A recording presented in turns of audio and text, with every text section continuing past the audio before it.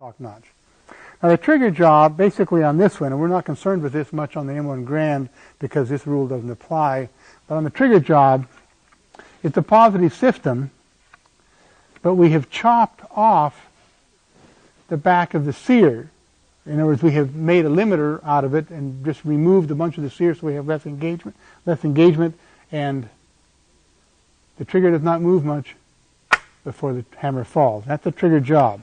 So it's positive with a small alteration.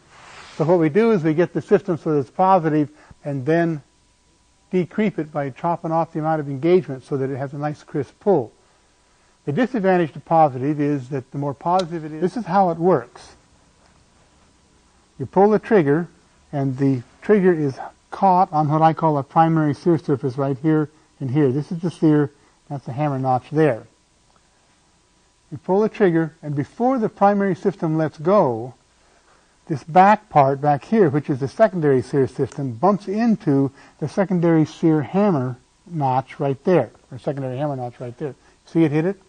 The weight goes up, and you know when it's going to go off. But on this particular gun, and this is better than most, it hits, and then we have a fair amount of sear movement before it lets go. You see, it's got almost half of what it had left. It's not too hard to do. Punch out that pin.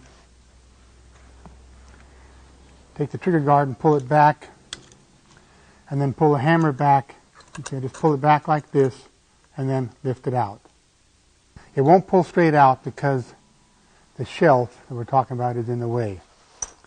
What we're going to do now is move this surface of the shelf back about 10,000ths of an inch.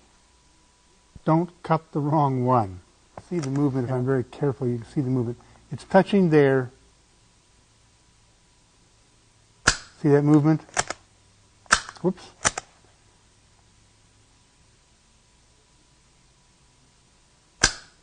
Just a few thousandths. I would say maybe 10. If you're comfortable with that, and the stop is positive of the secondary against the secondary system hitting, if it's positive, you can probably live with that. That slipped out again. And the safety works fine, doesn't it? Goes on fine, not bad at all.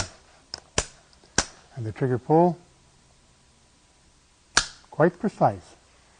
If it was just a teeny bit, I could stone a few thousandths off the back of the secondary sear of the hammer. But remember, when we do that, we make the gun